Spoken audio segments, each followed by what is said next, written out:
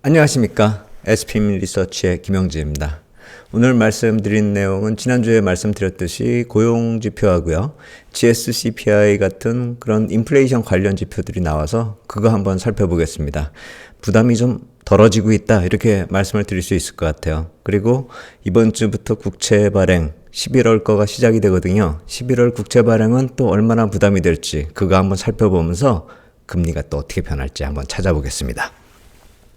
인플레이션 지표 완화 가능성 한번 살펴보겠습니다. 지금 그것을 따져야 될 중요한 이유는 금리가 쭉 올라왔다가 또 빠졌다가 어느 정도 박스권을 만들려고 하고 있습니다. 저점을 4.5로 해가지고요. 근데 여기서 추가적으로 좀 내려가려고 한다면 아무래도 인플레이션 지표가 좀 약화가 돼야 되겠죠. 4.2, 4.3 이 정도까지 단기적으로 가면은 어느 정도 해피하다 이렇게 볼 수가 있겠죠. 그렇기 때문에 최근에 나온 GSCPI 지표 좀 보겠습니다.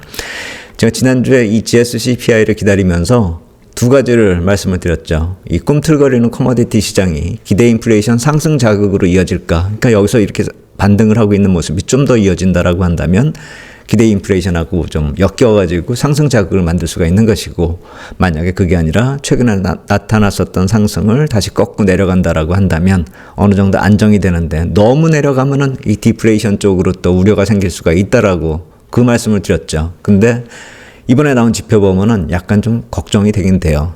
보시면은 10월의 지표는 마이너스 1.74를 기록했어요. 6월에 마이너스 1.11 기록한 다음에 7월에 반등하고 8월에 약간 빠졌다가 9월에 또 반등하고, 근데 이번에 쭉 빠져버린 겁니다. 제가 GSCPI 지표를 좀 많이 신뢰하고 있다, 개인적으로 많이 신뢰하고 있다 이렇게 말씀을 드리고 있는데, 그것은 전에도 말씀을 드렸듯이 보통 하나의 상품이 움직일 때 한 너다섯 개의 운송계약이 만들어지거든요. 수출국 쪽에서 두세 개, 또 수입국에서 두세 개. 그렇기 때문에 하나의 커머디티가 움직일 때 여러 개의 운송계약을 만들고 또 그런 것들을 근거로 해서 지표를 만들기 때문에 GSCPI가 어느 정도 신뢰가 간다 이런 말씀을 드리는 것이거든요. 그래서 이것은 물동량이 움직이는 것을 그대로 뜻하고 있고 또 언제 얼마만큼 변하고 있는지를 나타내기 때문에 이 지표를 선행지표로 볼 수도 있다라고 그렇게 말씀을 드리고 있는 것입니다. 그래서 만약에 이번에 이러한 모습이 나타난 다음에 다음 주에 CPI 지표 나오고 PPI 나오고 또 수출입물가가 나올 거란 말입니다.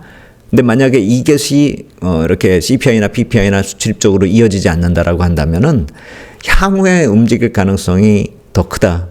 그러니까 이번에 안 나타나더라도 아무래도 이게 리드 타임이 있기 때문에요. 운송계약을 근거로 해서 만든 지표이기 때문에 실제 가격으로 영향을 미치려면 아무래도 좀 시간이 걸릴 수가 있는 거잖아요. 그렇기 때문에 이번에 나타나지 않더라도 이미 가능성을 가지고 있다 이렇게 보시면 될 것 같아요.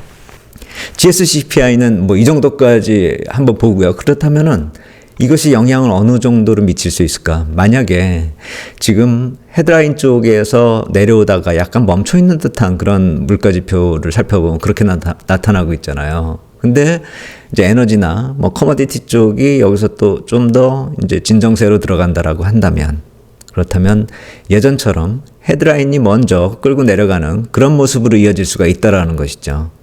여기 붉은색 이 표가 헤드라인이고 이쪽 푸른색 선이 코어란 말입니다. 서플라이 체인이 망가지면서 이게 크게 올랐다가 크게 빠지는 그런 모습 보였잖아요. 근데 먼저 빠졌단 말입니다. 정점을 치고서. 그래서 이번에도 또 한 번, 두 번째로 빠지는 그런 모습으로 이어질 것인지 그게 많이 좀 관심이 간다 이렇게 말씀을 드리겠습니다. 그러면 GSCPI는 뉴욕 페드 쪽 자료니까 이번에는 아틀란타 쪽 자료 한번 살펴보겠습니다. GDP 나우 하고요. 스파이더 차트 한번 살펴보겠는데요.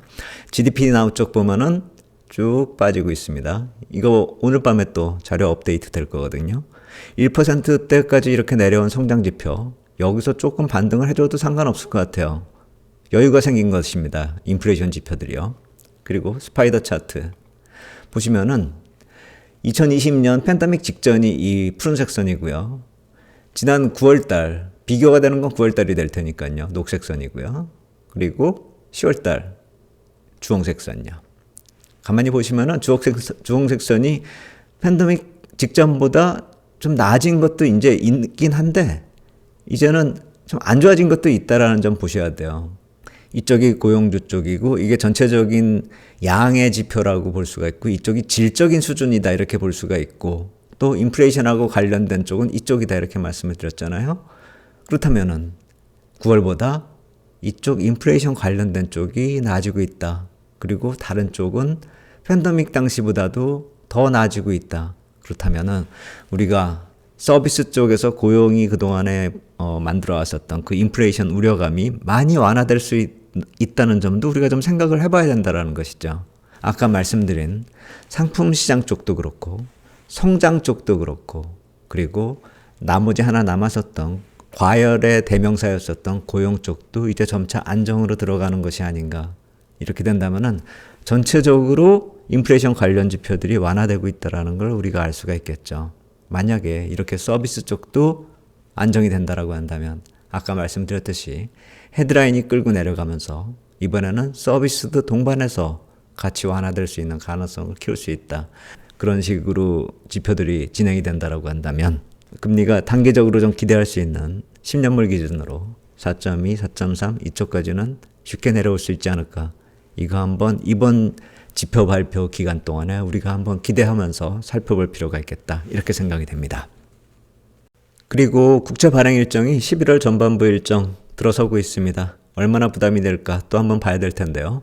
실제로 보면은 이번에는 좀 빌 쪽을 많이 줄였기 때문에 그렇게 큰 부담은 아니다라고 생각이 됩니다. 그리고 이 3년물, 10년물, 30년물 이쪽의 수급 부담을 보더라도 그렇게 걱정할 거리가 아니에요. 그렇다면 이번에 시장이 걱정을 한다면 오히려 기회가 되는 게 아닌가? 전 그런 생각도 하고 있습니다. 3년물, 10년물, 30년물 이 메인 이벤트 7, 8, 9일이거든요. 그 일정에 맞춰가지고 CMB도 있고 여기 17주, 4주, 8주 뭐 이렇게 다 겹쳐 있는 게 있어요. 그래서 약간 부담이긴 해요. 이런 것들이. 그런데 빌 자체 규모가 많이 줄어든 것이 사실이고 이 3년물, 10년물, 30년물 이 절대 물량도 과연 걱정을 할 거리인지 그거 한번 좀 잘 살펴봐야 돼요. 월별로 제가 뽑은 이 자료 잘 보시면은 이 10월보다 좀 줄어들죠. 11월 노트본드 합하면은 109B 1090억 불이에요. 10월이 1190억 불이고요. 좀 줄어들었죠. 12월부터는 또 다시 늘어나요. 그렇기 때문에 이게 10월에 정점치고 11월이 내년 1분기 중에서 가장 적은 기간이다. 노트하고 본드 기준으로요. 이렇게 볼 수가 있는 것이고 특히나 3년물, 10년물, 30년물만 놓고 보면은 증액되는 물량이 11.83B 118억 밖에 안 돼요. 10월에 얼마였냐면 614억이요. 만약에 그렇다면 발행 이전에 시장이 겁을 먹는다면 같이 겁을 먹어야 될지 이걸 기회로 봐야 될지 그거 한번 잘 생각해 보셔야 될 것 같아요. 지금 시장에서 이렇게 찌라시 같이 나오는 얘기, 미국 쪽에서 나오는 얘기 보면은 숏 포지션 급증하고 있다 이 얘기 나오거든요. 채권요. 발행 이전에 겁먹은 시장의 모습이 나타날 수가 있는데 그래서 또 숏 포지션이 급증하고 있는 것일런지도 모르겠습니다. 그런데 이러한 숏 포지션이 어떤 변동성을 만드는지는 우리가 최근에 코스피 시장에서 봤죠. 코스닥과 더불어서요. 물론 급등락으로 이어지게 됩니다. 그게 항상 올라가는 상승 쪽으로 긍정적으로만 볼 수는 없습니다.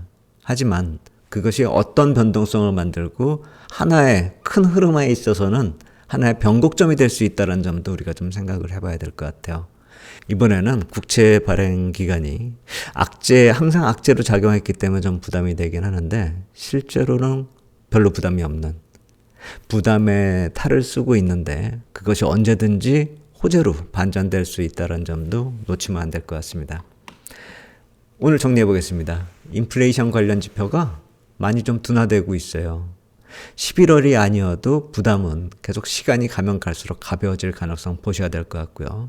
그리고 11월 국채 발행은요.